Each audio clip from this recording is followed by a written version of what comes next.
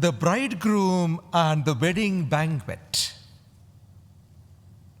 Jesus is the bridegroom and he is the banquet. You may notice all through the Gospels the theme about wedding feast. The theme recurs in the Gospels, the wedding feast. You may know the Gospel of John begins with a wedding celebration. The Gospel, the good news begins with a celebration, a wedding celebration, full of joy and good wine and drinking and dancing celebration. The flavor of a Christian or the life of a Christian has to be a life of celebration and joy. Always feasting. Always feasting, full of joy.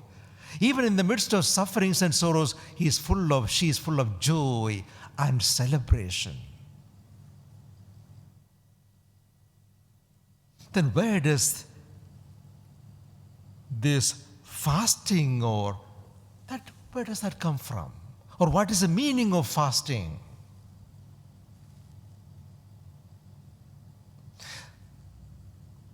May I use it as a metaphor.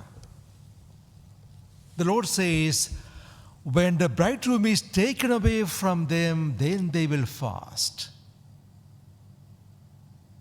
In everyone's life, you will come across, or you will come to moments of you feel the absence of the bridegroom. Wine is over, joy is gone, everything is gone. You are down in the valley, you feel no more joy. Time for fasting.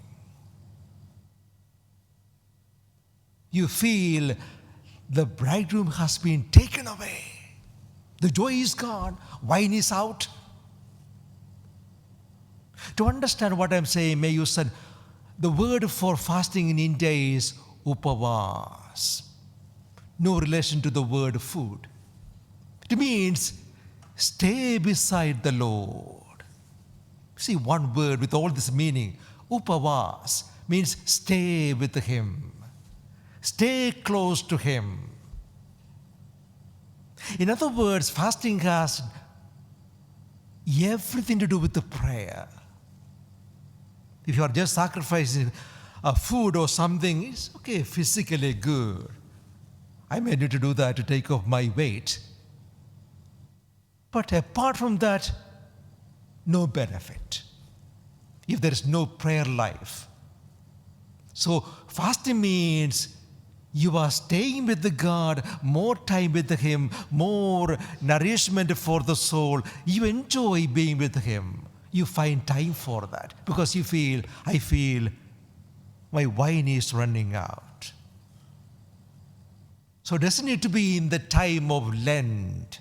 Don't make everything about Lent. As if this season is, you are going to be, no, this is one of the seasons. It has its own meaning and purpose, but don't make the whole thing about Lent. Throughout the year, you may have to have times of this kind of fasting. Whenever you feel the wine is running out, you can't hear the wedding dance anymore. You are dragging yourself up to the church or then you say, yeah, I need to be fasting. My soul is needs some nourishment. So you find time for prayer, to sit beside the Lord, upavas, and that is real fasting. Just one more thought from the first reading. The more time you spend with the Lord, the more time you spend give to prayer, or the more time you give to yourself, you will find you think more about the Lord and more about others. In other words, your prayer life will always come through your character, through my character. Generosity, forgiveness, humility, thoughtfulness. You name all the virtues, they will all come naturally There's no hard work. When you love the Lord and you have time with Him, your prayerful life, all these virtues will come naturally. Forgiveness, kindness, mercy, everything comes out naturally. And that is the way to test whether Lent is working.